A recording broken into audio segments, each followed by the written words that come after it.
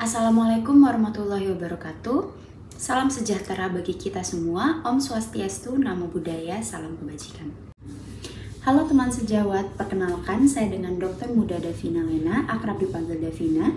Saya adalah mahasiswa pasca sarjana program studi Magister Administrasi Rumah Sakit di Universitas Respati, Indonesia. Teman sejawat, yang akan menjadi topik pembahasan kali ini adalah terkait kesehatan maternal di Indonesia. Fokus pembahasan saya akan ada 4 hal. Yang pertama adalah keadaan dan juga kepentingan kesehatan maternal di Indonesia, lalu sistem rujukan dan alur pelayanan di rumah sakit, dan yang terakhir adalah kriteria pelayanan maternal yang harus dimiliki oleh rumah sakit tipe D.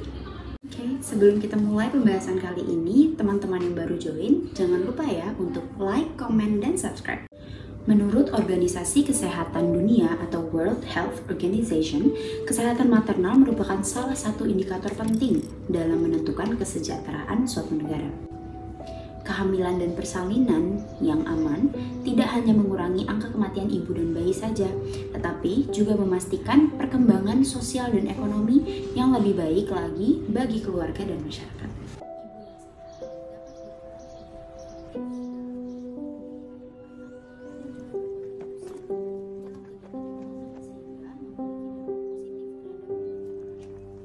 Di Indonesia, walaupun seiring tahunnya selalu terjadi inovasi dan perkembangan di bidang kesehatan, namun kesehatan maternal masih menjadi salah satu tantangan terbesarnya.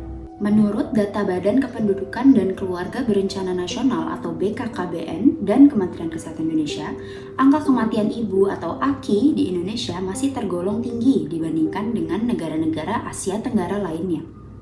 Berdasarkan survei demografi dan kesehatan Indonesia, di tahun 2017, AKI di Indonesia mencapai 305 per 100.000 kelahiran hidup. Angka ini sayangnya masih jauh di atas standar yang ditetapkan oleh WHO, yaitu 70 per 100.000 kelahiran hidup. Ada 3 masalah utama yang melatar belakangi kematian ibu dengan komplikasi obstetri dan kita sebut dengan 3 terlambat. Yang pertama adalah terlambat mencapai tempat pelayanan. Yang kedua, terlambat mendapat pertolongan medis yang memadai, dan yang 3, terlambat mengenali tanda bahaya dan komplikasi pada kehamilan seperti pendarahan, preeklamsi, dan infeksi. Menghadapi masalah kesehatan maternal, perlu adanya strategi penurunan kematian atau kesakitan maternal perinatal dengan sistem pelayanan maternal perinatal regional, yaitu dukungan bagi MPS di Indonesia. Antara lain dengan upaya penyiapan RS Ponek 24 jam, meningkatkan mutu SDM dengan pelatihan berkala, termasuk melatih petugas puskesmas dalam gawat darurat. Yang ketiga, bertanggung jawab atas semua kasus rujukan dalam wilayah kerja. Yang keempat, bekerja sama dengan dinas dalam surveillance atau audit kematian ibu dan bayi. Dan yang terakhir, upaya penurunan kematian ibu atau perinatal yang melibatkan masyarakat, dalam hal ini rumah sakit atau klinik swasta sebagai tanggung jawab sosial dalam satu wilayah kerja. Tahap pertama yang harus dilewati oleh ibu hamil saat ingin pergi berobat atau layanan kesehatan terdekatnya pastinya adalah bidan dan juga posyandu. Bidan terkecil ada bidan di desa. Pelayanan yang diberikan adalah pelayanan kehamilan, persalinan normal, pengelolaan kasus dengan komplikasi tertentu sesuai kewenangannya, pelayanan nifas dan bayi baru lahir, serta membina posyandu. Tahap kedua di atas bidan dan posyandu pastinya adalah puskesmas di tempat wilayah kerjanya.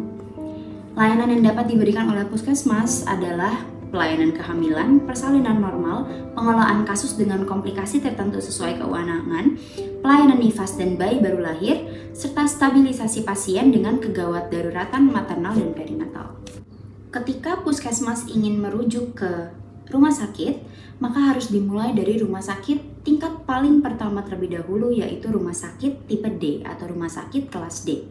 Di rumah sakit, alur pelayanan maternal dan perinatal yang berlaku adalah yang pertama, kedatangan dari instalasi ataupun unit gawat darurat dibantu oleh dokter kandungannya langsung atau dengan dokter umum atau dengan bidan. Selanjutnya, pasien akan diarahkan bisa ke berbagai instalasi, bisa diarahkan untuk pemeriksaan penunjang terlebih dahulu di laboratorium atau langsung masuk ke kamar tindakan untuk melakukan prosedur tindakan sesuai standar pelayanan kesehatan maternal dan perinatal, atau ke kamar operasi untuk melakukan prosedur operasi, atau kamar bersalin untuk melakukan prosedur persalinan normal. Selanjutnya, bagi ibu hamil yang perlu dilakukan perawatan inap, maka dapat masuk ke dalam ruang rawat inap atau nifas, serta bayi yang baru lahir dapat diinapkan di bangsal perinatologi. Setelah membahas tentang alur pelayanan di rumah sakit, penasaran nggak sih apa saja sih kriteria pelayanan maternal di rumah sakit tipe D itu sendiri? Pelayanan maternal yang perlu dimiliki oleh rumah sakit tipe B dibagi menjadi beberapa kategori. Kategori pertama adalah kriteria bagi tenaga medis. Rumah sakit tipe D harus memiliki dokter umum dan juga dokter spesialis anak serta dokter spesialis kandungan atau OBS/GYN. Kategori kedua adalah tenaga keperawatan. Rumah sakit tipe D harus memiliki perawat, memiliki bidan terampil level 2A, perawat radiologi, perawat anestesi, dan analis laboratorium. Kategori ketiga adalah kriteria perawatan, harus memiliki perawatan level 1 dan level 2A. Kategori selanjutnya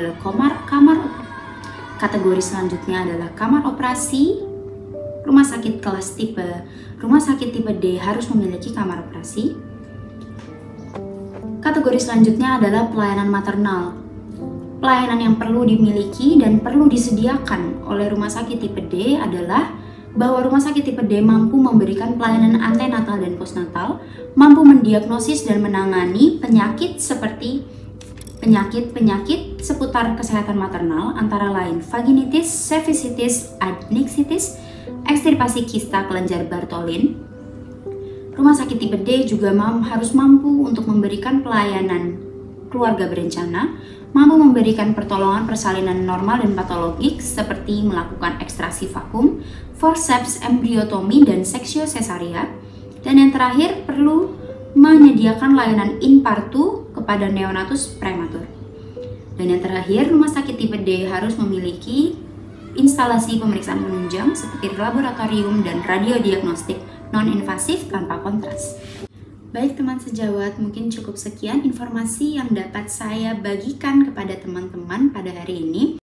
Sebagai tambahan informasi, mungkin teman-teman sejawat ingin mempelajari atau mengetahui lebih lanjut tentang peraturan mengenai kesehatan maternal Indonesia, maka boleh langsung cek keputusan Menteri Kesehatan Republik Indonesia nomor 604-Menkes-SK-7-2008.